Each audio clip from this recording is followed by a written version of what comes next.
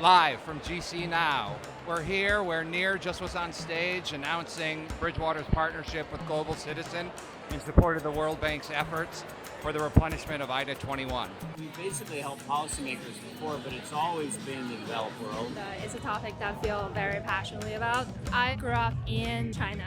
I personally experienced my city transforming from a fishing village into one of the most advanced economies in China. And it was a life changer for a lot of people on the ground, including myself.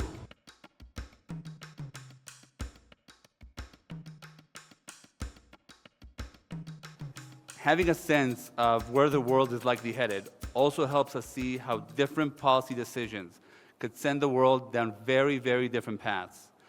That's why I'm here today. The dramatic long-term changes in Africa will be some of the most consequential factors in shaping what the world looks like over the next 50 years. The changes that will happen are inevitable.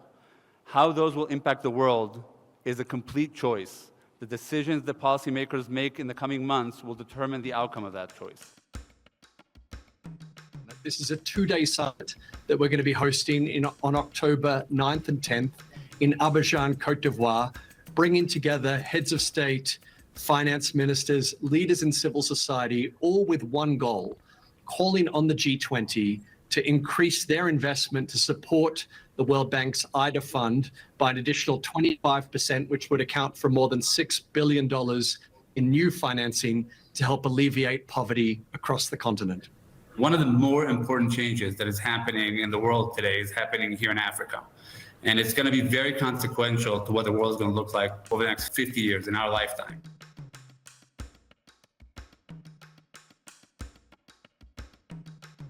Talk to me about why now and why a hedge fund like Bridgewater is doing this partnership. Now, part of what you're providing is research and information, which is a really important piece, especially right now at a time when information and good information is sometimes difficult to come by. We live in maybe the most prosperous time, not maybe, the most prosperous time of humanity. And at the same time, there's this extreme polarization. We talked about that earlier.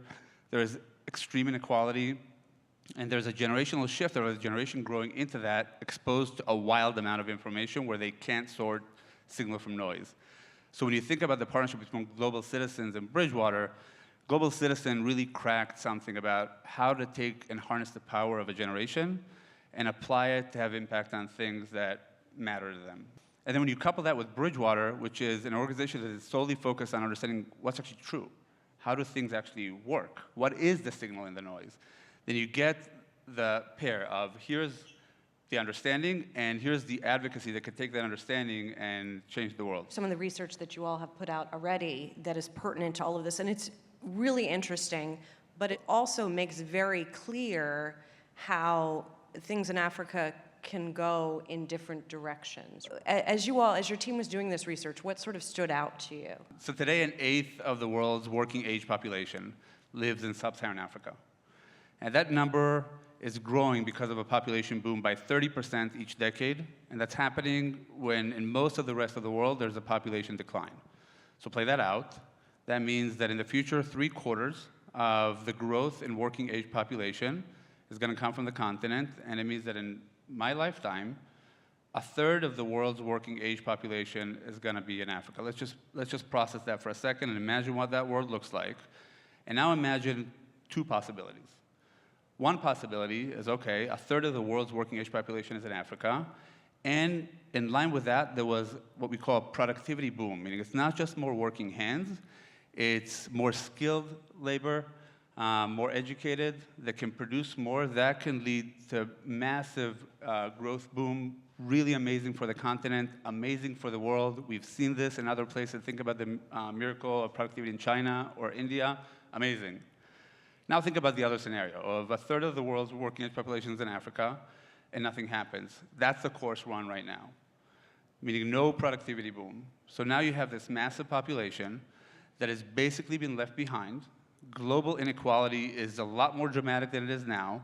Think about the frustration of a generation and what that looks like and how that could completely destabilize the world. So that's your choice. And just to make that, again, tangible, when I'm saying productivity, because it's kind of a conceptual concept. In sub-Saharan Africa, half of the population don't have access to electricity. Half. In some countries, it's 75% of the population don't have access to electricity. 75%. The rest of the world, it's 90% that have access to electricity. When we say electricity, a lot of us kind of think internet, access to information. We're talking light bulbs. We're talking light bulbs. So imagine a third of the working age population living in those terms. What does that look like? Every other conversation out of Global Citizen now in New York today is talking about machine learning and AI and ML and how a shrinking population on this side of the world is probably facing a once-in-a-generation productivity boom. In Nairobi, where I just came back from the African Heads of State Summit, nobody mentioned AI, ML. They didn't mention computers. They mentioned electricity and railroads. So it's going to matter. That thing is going to matter a lot, and being educated, making good decisions is going to determine what the world looks like in the next 50 years. It's getting a group of great people, coalescing them around shared values, and then putting impossible goals. I think that way about Bridgewater. It's the most incredible group of people. A lot of them are here, by the way. And this mission of trying to understand how the world works sounds unimaginable. I think about that way about all the global citizens that are here, trying to fight extreme poverty, climate change, can't be more ambitious. I think that way about the problems in Africa. And I know that people look at statements like that and they roll their eyes. They're like, this is idealistic, it's utopian. But think about what I just described and think about what's the alternative. A third of the world's working age population is going to be in Africa. 50% of them don't have electricity.